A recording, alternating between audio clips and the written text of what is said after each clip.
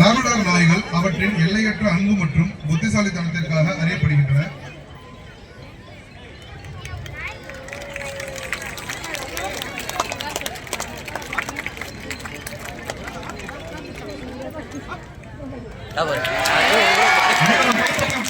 கேட்டுக்கொள்கிறோம்.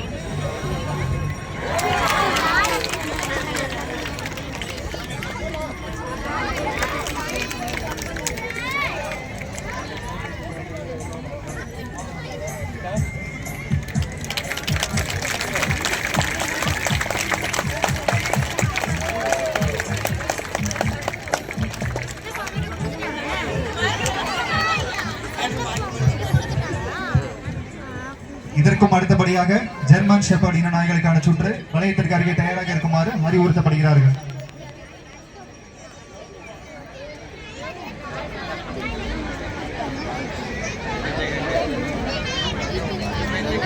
எஜமானர்கள் தங்களது கட்டளைகளுக்கு பணியுமே ஆனால் அதை 3 நிமிடத்திற்குள் செய்து காட்டுமாறு அறிவுறுத்தப்படுகிறார்கள்.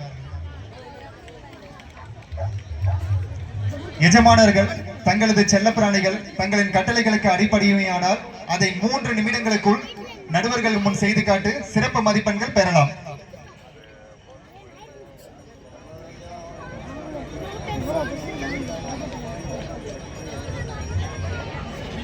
அது ஒன்றும் கேட்குற மாதிரி இல்லை. அடுத்த ரவுண்டு வேணா வந்தாங்களா? இல்லை எங்கடா போறீங்களா?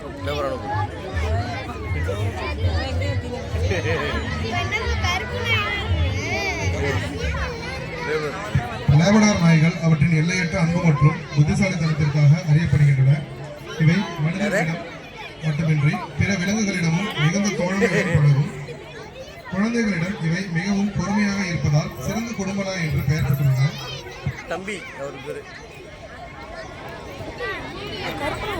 இவை கற்றுக்கொள்வதில் ஆர்வம் கொண்டவை.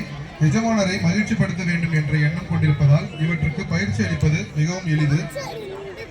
இதனால் இவை பார்வையற்றவர்களுக்கு வழிகாட்டியாகவும் வெடிகுண்டு மற்றும் போதைப்பொருள் கண்டறியும் நாய்களாகவும், அதாவது ஸ்னிஃபர் டாக்ஸ் ஆகவும் பணியாற்றுகின்றன. உணவு மற்றும் உடற்பயிற்சி. லேப்ரடார்களுக்கு உணவு மிகவும் அதிக பிரியம் உண்டு. சரியான உடற்பயிற்சி இல்லையெனில் இவை விரைவில் உடல் பருமன் அடைய வாய்ப்புள்ளது. எனவே இவற்றுக்கு தினசரி நடைப்பயிற்சி மற்றும் விளையாட்டுகள் அவசியமாகும். இவற்றை சாஃப்ட் மவுத் எனவும் கூறுவர். வேட்டையாடிய பறவைகளை சேதப்படுத்தாமல் கொண்டு வருவதற்காக உருவாக்கப்பட்டவை என்பதால்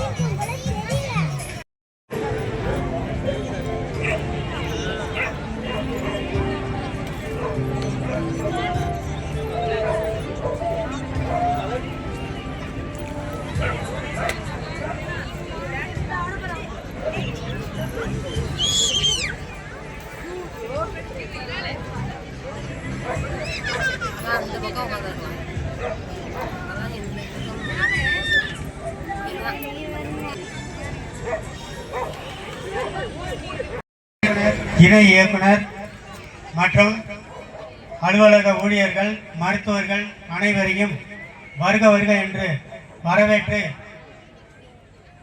விழாவினை இனிதே தொடங்க இருக்கிறோம். பதிவெண்கள் கொண்ட நாய்கள் மட்டுமே வலையத்திற்குள்ளே அனுமதிக்கப்படும்.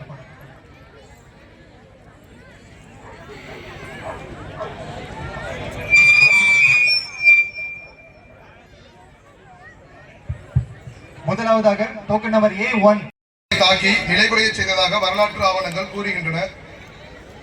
இந்திய அஞ்சல் துறை 2005ஆம் ஆண்டு இந்த நாயின் பெருமையை உலகிற்கு பறைசாற்றும் விதமாக ஒரு சிறப்பு அஞ்சல் தலையை வெளியிட்டது. இன்று இவை இந்திய ராணுவத்திலும் எல்லையை பாதுகாக்கும் பணிகளில் பயன்படுத்தப்படுவது இதன் வீரத்திற்கு சான்றாகும்.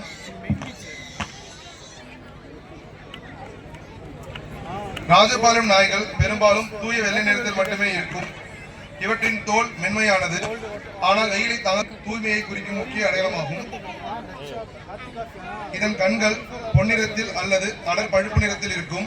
முகவாய் நீளமானது. இது அதிகப்படியான வாசனையையும் காற்றையும். அடுத்ததாக நீங்கள் வளையத்துக்குள் பார்த்துக் கொண்டிருக்கும் நாயினமானது சிப்பிப்பாறை நாயினமாகும். அனைவரும் கைத்தட்டி உற்சாகப்படுத்துமாறு கேட்டுக்கொள்கிறோம். சிப்பிப்பாறை நாயினம் மதுரையை சுற்றியுள்ள பகுதிகளில், குறிப்பாக சிப்பிப்பாறை என்ற கிராமத்தை தலைமையிடமாக கொண்டு உருவானது. இது தமிழகத்தின் அரச குடும்பங்கள் மற்றும் ஜமீன்தார்களால் வேட்டையாடப்படுவதற்காக பிரத்யேகமாக வளர்க்கப்பட்டது. குறிப்பாக மான், முயல் மற்றும் காட்டுப்பன்றிகளை விரட்டி பிடிப்பதில் இது நிகரற்றது. வரலாற்று ஆய்வாளர்களின் கருத்துப்படி இவை மத்திய ஆசியாவில் இருந்து வந்த சாளுக்கிய வகை நாய்களின் வழித்தோன்றலாக இருக்கலாம். மேல கேமரா பறக்கிறது மாதிரி போகுது. அங்க பாரு, என்னடா மேல ஒண்ணு பறக்க இழுத்து போகுது. பாண்டிய மன்னர்களின் காலத்தில் இவை வேட்டை திருவிழாக்கள் பெல்ட் எவ்வளவு லூசா போட்டுருக்காங்க. இவை வெறும் வேட்டை நாய்கள் மட்டுமல்ல, ஒரு குடும்பத்தின் கௌரவமாகவும் பார்க்கப்பட்டன.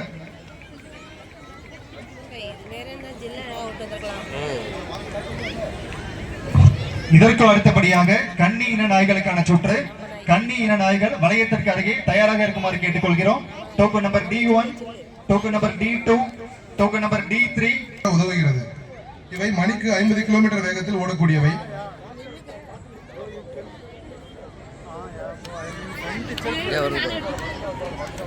இவை பொதுவாக சாம்பல் நிறம், பழுப்பு, வெளிரிய மஞ்சள் மற்றும் வெள்ளை நிறங்களில் காணப்படும்.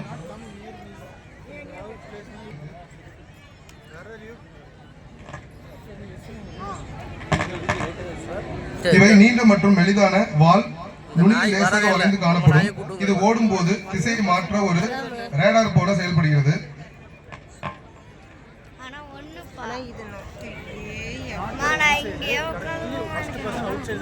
அதற்கும் அடுத்தபடியாக லாப்ரடார் இன நாய்களுக்கான சுற்று.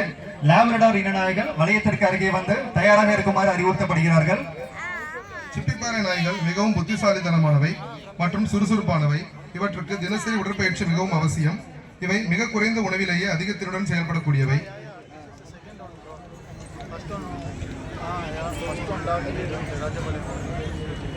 எஜமானர்கள் தங்களது கட்டளைகளுக்கு அடிபடியுமே ஆனால் அதை நடுவர்கள் முன் செய்து காட்டி சிறப்பு மதிப்பெண்கள் பெறலாம்.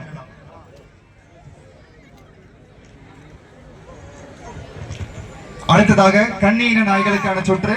Token number D1, token number D2, token number D3, token number D4, token number D5, token number D6.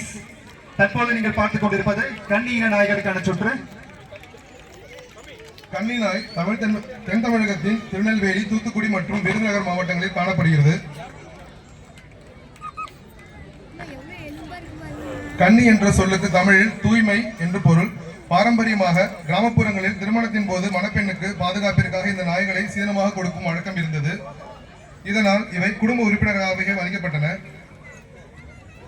இவை சிப்பிப்பாறையின் ஒரு உட்பிரிவு போல தோன்றினாலும் அவற்றின் நிறம் மற்றும் பண்புகளால் தனித்து அடையாளப்படுத்தப்படுகின்றன. இவை குறிப்பாக முயல்களை வேட்டையாட பயன்படுத்தப்பட்டன. கன்னி நாய்களை விற்பனை செய்யும் வழக்கம் ஒரு காலத்தில் கிடையாது. இவை அன்பளிப்பாக மட்டுமே வழங்கப்பட்டன. இது இந்த இனத்தின் மீதான மரியாதையை காட்டுகிறது.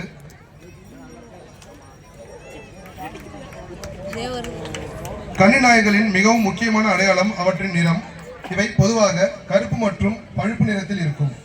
கண்களுக்கு மேலே 2 பழுப்பு நிற புள்ளிகள் இருக்கும். இது பார்ப்பதற்கு 4 கண்கள் இருப்பது போல தோன்றும். இதற்கும் அடுத்தபடியாக லாப்ரடார் இன நாய்களுக்கான சுற்று. வளையத்திற்கு அருகே தயாராக இருக்குமாறு அறிவுறுத்தப்படுகிறார்கள். Token number E1, token number E2, token number E3, E4, E5,